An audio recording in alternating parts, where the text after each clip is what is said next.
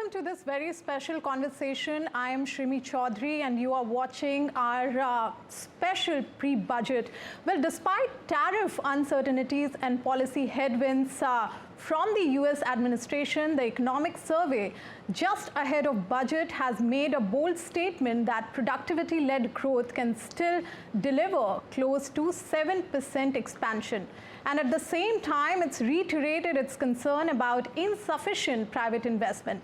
So viewers, has India really, Goldilocks economy truly come of age, and what should we watch for on February 1st that could support this growth expansion? Let's find out with our two distinguished guests today who join us on our special show, FICCI President Anant Goenka and former President Ms. Naina Kidwai. Welcome you both. Anant, let me start with you. What do you make of this bolder medium-term growth projection of 7%, which is up from 6.5%? And I think one is really the big shift that has happened last year when we saw various measures taken to boost consumption. We had the income tax slab rates changed and then GST 2.0. Along with that, we've seen very strong macros. Inflation is in control, NPAs are in control, balance sheets are delevered. So you're seeing strong consumption-led growth or unlocking of consumption along with great macros. I think this, combined with the infrastructure push that the government has been having, reform-led growth, clearly, as highlighted in yesterday's survey, we are an oasis in the middle of a lot of geopolitical uncertainty. This consumption, I think, story will lead to a fair amount of increased private capex. And I think industry is fairly ready in this coming year to take on some of the burden of capex that was not happening. Fair point. In fact, Naina ma'am, I would like to come to you on this as well. In fact, why I'm asking this, because the tariff uncertainties are still there. And though survey is hoping to kind of close the deal by end of this year, but no one knows actually the real timeline. So just wanted to understand, for how long you think this tariff turmoil would persist? I wish I had this great crystal ball gazing capability, but I don't think anyone in the universe today can say what happens. We can only hope that some conclusion is reached quickly, and it does sound like we are nearing that end game. So even while we wait, the relief to some extent is that there are clearly sectors that are impacted, and sadly, highly job-intensive sectors like apparel, diamonds, leather, which are exporters and reliant on the US markets. And I think the FTA with the EU has come in good time because it enables a push into other markets, which of course takes time. But at least the hope that these same sectors can look to new markets comes in. And the other thing is that an analysis I've seen suggests that the impact of these tariffs is probably not more than 0.4 to 0.8% on GDP. So it comes with its share of pain, but it's not devastating across the economy, although clearly devastating for some sectors. So yes, looking for early resolution, but I don't think there are panic stations right now out there to really give cause for huge worry. And given the other steps the government has taken, including exactly as Anand said, the consumption-led growth, which we're already beginning to feel, particularly the pickup in rural India, are all we're going to work and continue to work to our advantage as far as the domestic economy goes. Clearly, so optimism with caution. And that was the message from, CA as well yesterday during his press conference. So moving on, Anant, I would like to, have some more related question around tariff. Wanted to understand that this time, again, survey, I'm referring back to survey again because that's the latest documents we have, giving some indication, the thought process of government. So, what is holding back, private investment? Because survey pointed out that it's improving, but it has more scope. So you think that tariff plays a huge role. What's your thought on that? So tariff plays a role more on the psyche. If you look at what's happened in the US, it's not really a large share of exports that was happening. So clearly that number doesn't make a big difference, but the geopolitical uncertainty that is happening, supply chain disruptions that happen, all of that plays to the mindset of the entrepreneur. But the larger issue is demand. So last year, around the same time, we were not seeing enough demand growth to set up new capacities. Capacity utilization was at about 75% kind of levels, inching up slowly. But I think, as I said, the consumption measures, particularly the GST 2.0 that happened in the month of October, we are seeing a big shift in demand. And that is translating into better capacity utilizations. There's always a lag. People wait for some amount of stability. But I think we are at a junction where private capex is going to happen. I'm sure too. In fact, Naina ma'am, I want to ask you on the fact that, we've been given to understand that a lot of emphasis this time on deregulation, reform express, and we heard Prime Minister in the start of this budget session as well talking about, reform. So what, according to you, government should do this time to, soften the tariff blow and at the same time maintain the fiscal glide path? At the end of the day, it is going to be about ease of doing business and how we can encourage industry to invest, how we can encourage our service sector, which has been a big driver of growth and jobs, and to ensure that the great macroeconomic comfort that we have right now in terms of an economy that continues to grow and the various parameters, whether it's our balance of payments, trade deficits, etc., looking very healthy. Our banking sector in a very strong position with NPAs low, with credit growth continuing to reflect on demand out there for money. All of these are huge positives for us. And it's going to be, I think, about ensuring that what we have done well in the past continues. On the deregulation front, we have seen a huge cleanup of old laws. We're seeing rationalization of taxes. The whole GST advantage that came from the rationalization therein are all indications of a lot that is being done in the right direction. And I hope that in some time we don't even have to have this budget hoopla, because we get, exactly as we've seen in the course of the year, announcements coming through the year and business as usual, even as we come up to the budget more as a financial exercise. So on the regulation front, there's still work to be done. A FICCI survey that was conducted through CEOs of corporations still talks about issues on particularly export and imports in terms of customs duties, as much about the process as about rates and rationalization therein. So much work to be done there, particularly as we look to drive exports. And likewise on all that we need to tidy up in terms of the form filling, inspections, etc., that slow down the process of starting businesses and running businesses year to year. So those corrections are taking time, but clearly need to happen very quickly. And I would say the whole area of dispute resolution gets a lot of focus through this FICCI survey as well. On the one hand, that there be proper staffing. There was a statistic that the CITA, we've got a 40% vacancy rate in the tax department at the assessing officer level. So that needs to be bolstered up. And also the dispute resolution as it goes ahead, so that we can ensure that cases get resolved quickly and that ideally cases don't come up at all. So there's tax clarity. And in doing so, you look at the success we've had on GCCs, for example, 1,600 these centers of excellence that have come up. big employers.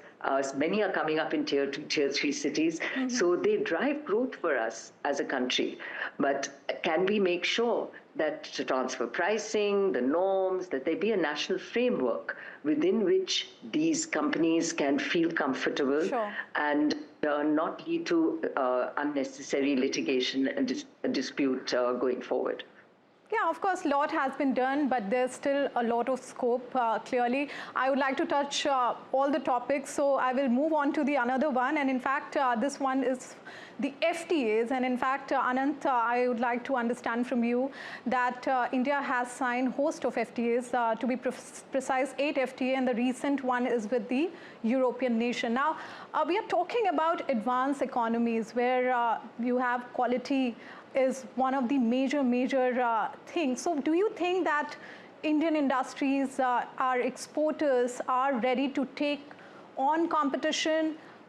They are going to tap these advanced economies. Are we prepared? Right. I think one is the quality part, but I'd say overall there's a lot of complementarity between developing world and the developed world. The developed world has technology, they have brands. On the other hand, they have a degrowing population, they need manpower. We have those strengths and capabilities. We are a future manufacturing powerhouse that is there. So to that extent, both these capabilities can really blend together and in the end really lead to 1 + 1 = 3. We've also seen success of iPhone, for example. You know, at one time we were not, I mean, just a few years ago, we were not making iPhones in the country. Now maybe 25% of the world's iPhones are made in India. So to that, and we are seeing the highest level of precision manufacturing happening in India. So we have the potential to do the highest level of manufacturing. Are we there yet? No. But through skilling, quality focus, it absolutely can be done. Ma'am, your view on this, do you think that we are fully prepared, or do you think that some sort of measures we need to consider because we are here talking about tapping advanced economies? So the ability to export exists. The scale of exports of India is still one that we need to obviously work on. Can we do it? Absolutely. But to be competitive, we need to make sure that our factors of production are all also competitive. So we still need to work on the ease of, for example, land acquisition, the cost of capital, where banking capital and interest rates are still high, logistics costs, which have improved substantially over the last decade, but we are still 4 to 5% higher than most countries that are exporters. So that whole infrastructure spend has given us huge advantages, but we need to continue on that path so that the cost competitiveness has to come from all the factors of production around us, and we're not quite there yet. So much work to be done.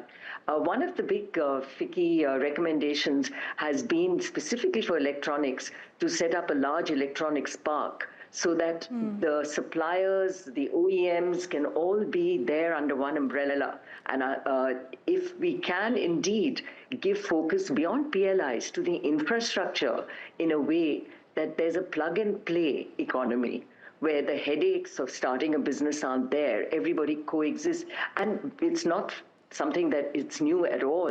We've got it in China, in Shenzhen, Vietnam has this. Let's just copy what has worked for them. And all the players, suppliers, OEMs, etc., appreciate this because this is the model they have worked to in other countries. So to look at pursuing exactly this has been one of FICCI's recommendations. I think just SEZs, we've had a mixed success there for a variety of reasons.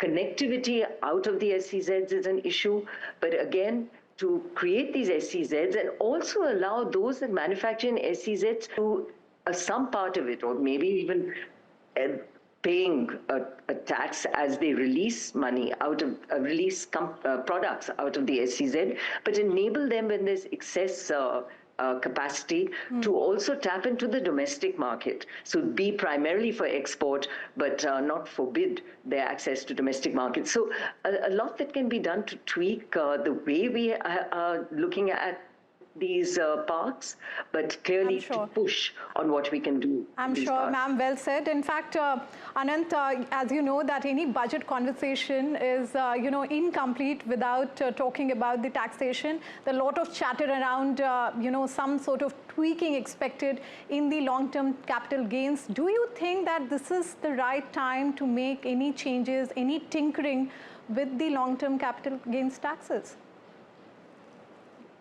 I don't have much insight onto the long-term capital gains. I think the one area of taxation I would say particularly that can be simplified is customs.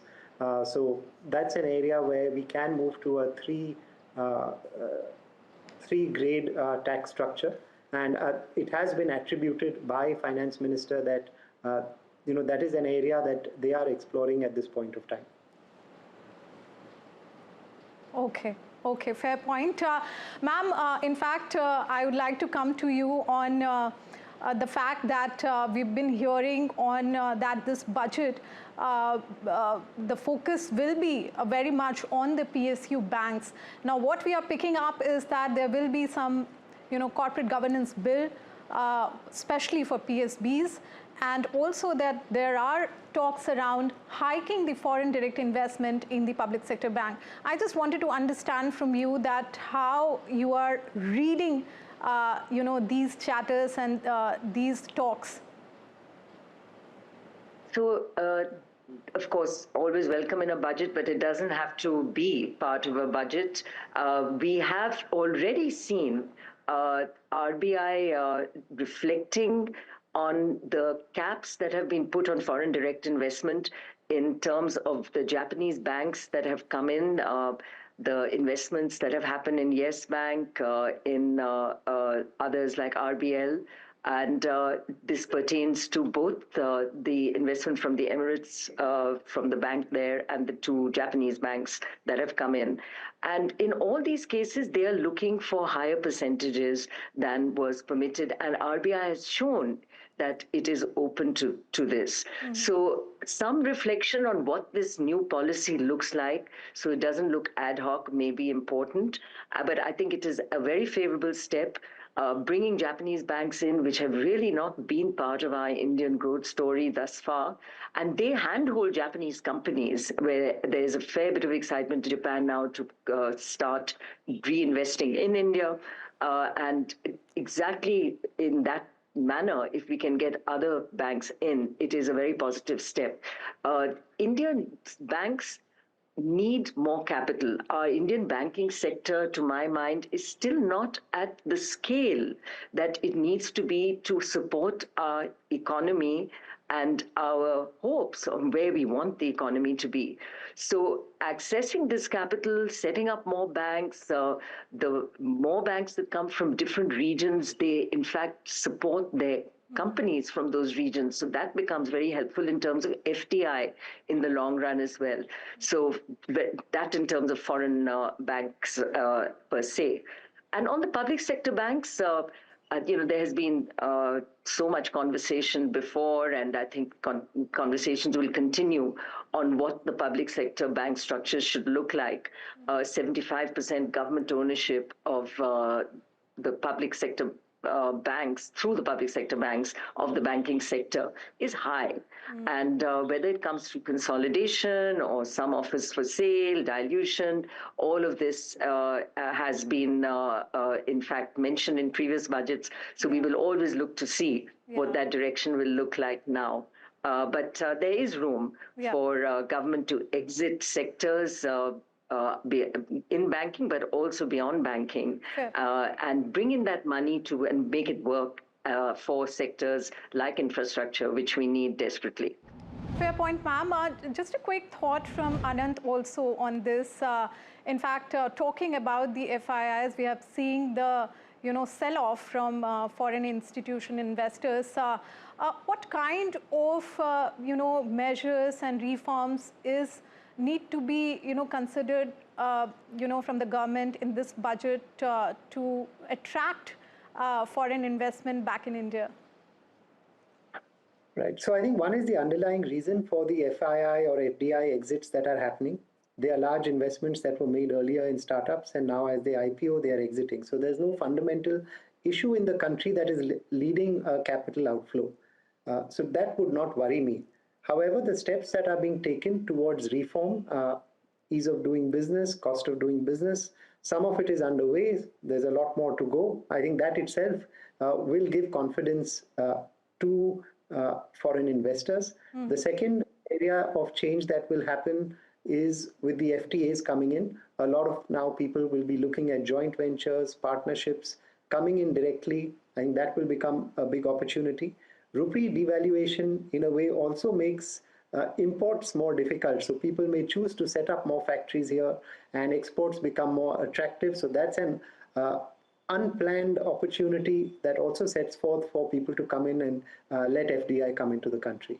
Well, Anant, in fact, survey also says that, rupee devaluation is not a reflection of economic fundamentals. So, of course, that is there. But on the manufacturing, I would like to understand from you, Anant, that it's being a core denominator of, economic fundamentals. And in fact, if you see the share, it adds 17% to GDP.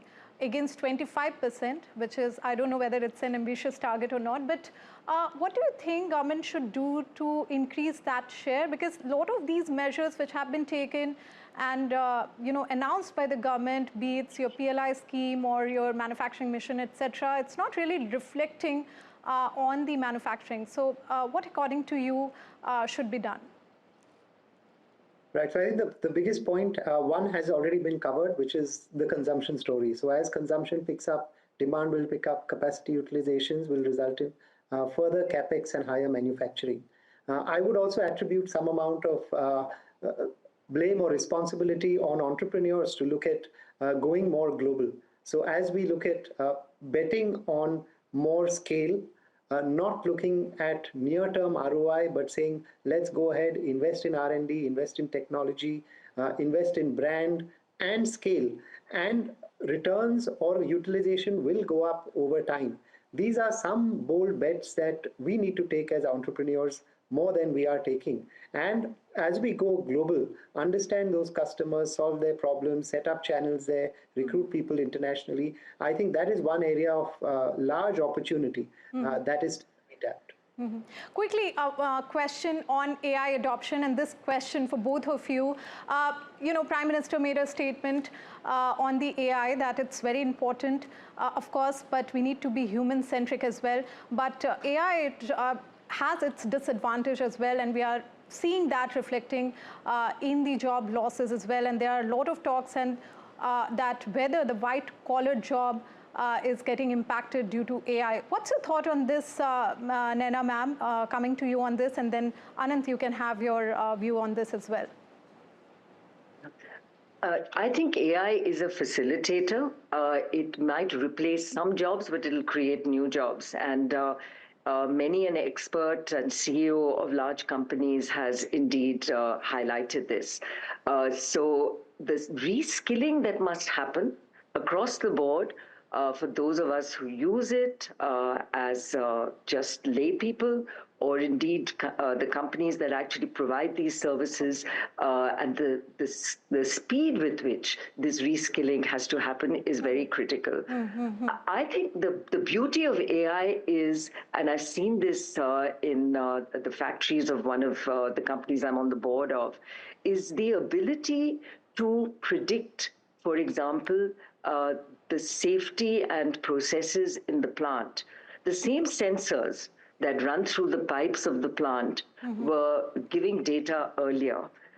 Today, by using AI, using that same information, they are able to predict 6 months in advance when there will be a problem at a particular point in that plant. So what that does, it brings efficiency in that you don't shut the plant down, 2 weeks before there is a blowout. You can actually do it as part of planned process maintenance and shutdown. Absolutely, ma'am. We are actually short of time. I just need a quick comment from Anant as well. A quick one on the AI. But I think in the short term, we are not going to see any displacement of jobs. particularly on the manufacturing side, I'd say there's been a lot of AI usage by companies, but not really at scale. So I would say that there's at least a year and a half to go by the time we see scaling up of opportunity. Once that happens, as Naina ji said, will it be a reskilling of people and therefore new opportunities being thrown in, or productivity increase? I think the verdict is still out there, but in the short term, I think there's going to be no major change in jobs. Long term, there can always be that risk. And that's why we need to be a manufacturing powerhouse and scale up a lot more. Well said, both of you, and thank you very much for sharing all those insights in this show. Thank you very much, Anant and Naina ma'am. Thank you for having us. Thank you, Shri. Yeah.